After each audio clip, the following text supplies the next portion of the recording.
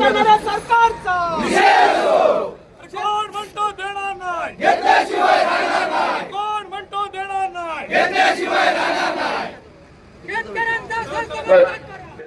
सिंधुदुर्ग जिल्ह्यातील आंबा आणि काजू बागायतदारांच्या विविध मागण्यांसाठी आज नांदगाव येथे तीव्र रास्ता रोको आंदोलन छेडण्यात आलं.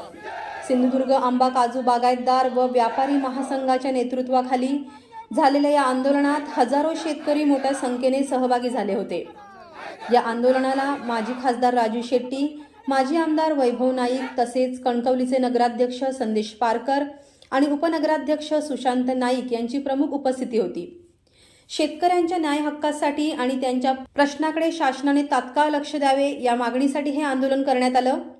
आंदोलनादरम्यान आंदोलकांनी शासनाच्या धोरणाविरोधात जोरदार घोषणाबाजी करत आपला रोष व्यक्त केला. आंबा आणि काजू उत्पादकांना भेडसावणाऱ्या समस्यांवर तातडीने तोडगा काढावा, अन्यथा आंदोलन आणखी तीव्र करण्याचा इशाराही देण्यात आला.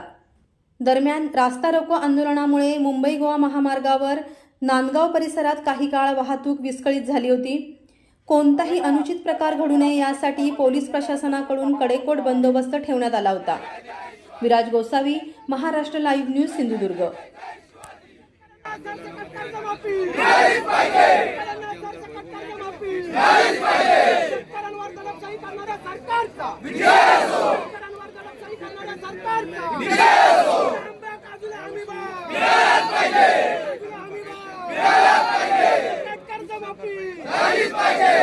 नुकसान भरपाई